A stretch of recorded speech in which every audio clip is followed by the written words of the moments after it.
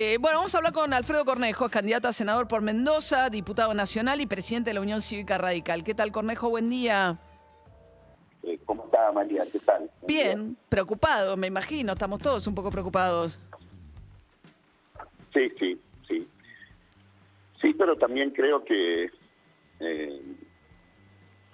en algún momento, incluso en este programa, yo lo dije, el Frente de Todos estaba unido para conquistar el poder y unido para conservarlo, pero no estaba unido en la orientación que debía llevar el país. Hay distintas visiones ahí adentro, no hay programa, no hay plan, y una derrota como la que le infligió la oposición y buena parte del pueblo argentino este domingo, lo único que ha hecho es poner en la superficie esa división que estaba larvada, ¿no?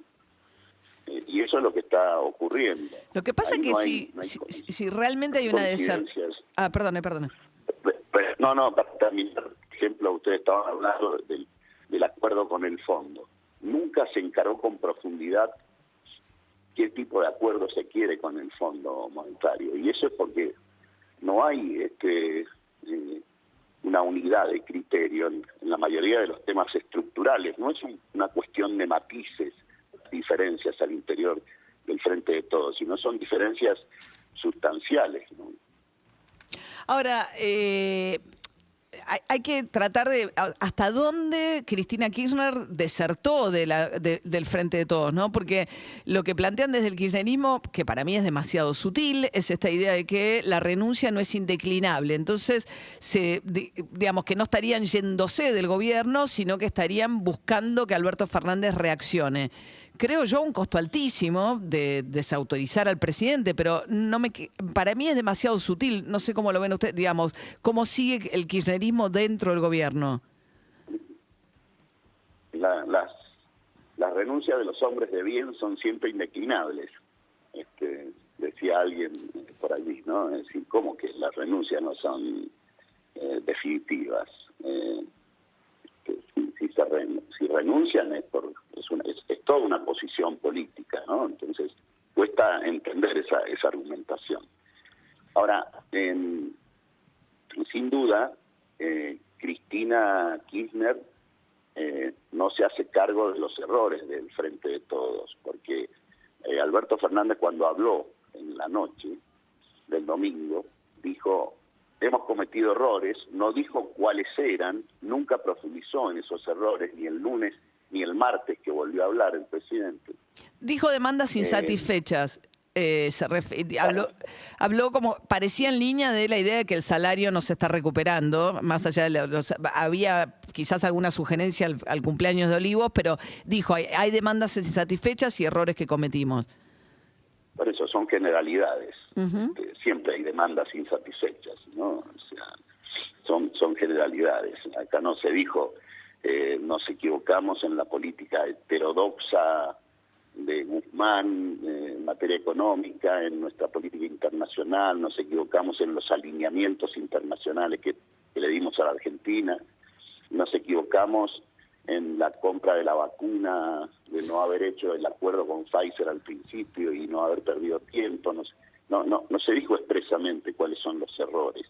Pero a Cristina, evidentemente, que tampoco lo dijo, lo responsabiliza Alberto, y el gesto ha sido muy fuerte con la renuncia de todos los que le responden, de todos los ministros y funcionarios importantes que le responden, ¿no? Salvo Basualdo, que es el subsecretario de Energía, que es el único que sí querrían que renuncie, ¿no? Porque bueno, que sería, ¿no? El que Guzmán le agarraría la renuncia encantado de la vida, por fin, pudiendo definir él la cuestión de los subsidios, que es lo que quiere hacer. Pero es curioso, ¿no? Porque hace gracia, pero esa renuncia sí que sería indeclinable. Y sí, claro. En este caso. Ahora, Cornejo, le hago una pregunta. Digamos, si la elección se repitiera y en efecto el 14 de noviembre digamos, ustedes tuvieran el triunfo que han tenido en muchísimas provincias del país, sobre todo las que votan a senadores, perdería el quórum propio por primera vez desde el 83 el peronismo en el Senado, usted iría a parar al Senado.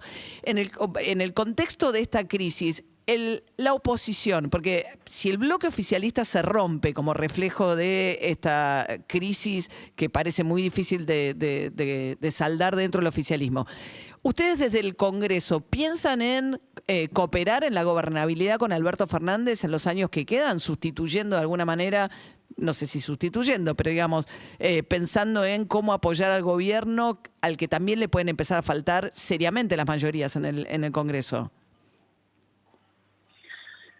Nadie desde la oposición, y más una oposición razonable, sensata como nosotros, no estaría disponible para cooperar con el país, ¿no? Que es una cosa distinta a cooperar con el gobierno. Ahora, el gobierno tiene las facultades constitucionales y nuestro diseño constitucional es bien presidencialista, le da facultades, por ejemplo, para el gobierno de la economía, con lo cual lo que tiene que hacer el gobierno es cambiar la orientación económica que lleva, la orientación internacional. Ese es el llamado de atención. Tener un plan pero, por ejemplo, el concreto. acuerdo con el Fondo Monetario tiene que pasar por el Congreso según se comprometió Guzmán. Bueno, por eso, pero María, acá lo que debemos saber es qué acuerdo quiere el gobierno. Acá no hay, se entiende que nunca profundizaron. ¿Cómo dar opiniones sobre un acuerdo con el fondo o cosas así, responsabilizándonos desde la oposición, si ellos no Sí, no convengamos que quieren cuando un acuerdo toma... con el fondo, Sí. o no lo tienen definido qué tipo de acuerdo? Hasta acá son todas generalidades. La conversación con el fondo ni siquiera tiene la profundidad que debería tener acerca de equilibrio fiscal, plazos, etcétera. Nunca lo han informado y el único cargo de eso es Guzmán. Y el resto del gobierno está con ese Sí, convengamos que con el endeudamiento Macri tampoco consultó, pero bueno, sería ir para otro lado. Estamos charlando con Alfredo Cornejo, que es candidato a senador, diputado y presidente de la Unión Cívica Radical. ¿Encuentra algún paralelismo, Cornejo, le quería preguntar por último, con lo que fue la renuncia de Chacho Álvarez en el gobierno de la Alianza, que finalmente termina trágicamente con la caída de la Rúa, como todos recordamos? No. Yo, para mí, esto no es una crisis institucional, salvo que renuncie el presidente. Esto es un mero conflicto interno del partido de gobierno. No veo nada más detrás, con las consecuencias de que acrecienta la incredulidad ciudadana, ¿no? Es decir, y la pérdida de autoridad. Pero eso es un proceso que ya venía dándose, ¿no? Para mí acá no hay ningún golpe palaciego ni golpe institucional. Acá hay una crisis del partido de gobierno que no tiene coincidencias, que no tenía coincidencias a dónde llevar al país, que no tenía plan, y que como estaban unidos solo por el poder y buena parte del pueblo argentino le dio un tirón de orejas el domingo, lo único que nos unía, el poder, se está diluyendo, ¿no? Bien, Alfredo Cornejo, gracias, No, para ustedes. Hasta luego, buen día. 8:29 de esta mañana con cielo celeste, sol en la ciudad de Buenos Aires, 23 grados la máxima.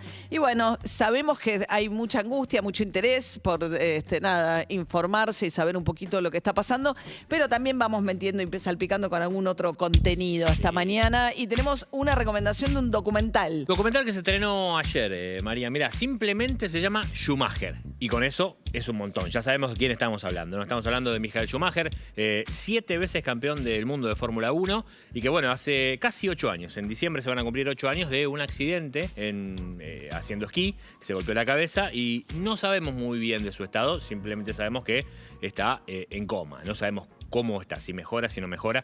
En ese contexto, su familia, Corina específicamente, su mujer, es la gran proveedora de este documental. ¿Por qué la gran proveedora? Porque dio muchísimo material que uno desconocía de su vida, ¿no? De su vida íntima, de su relación con sus 2 hijos. De hecho, arranca el documental con Michael Schumacher buceando con sus hijos. Y de ahí pasamos automáticamente a empezar a ver cómo fue su carrera en la Fórmula 1.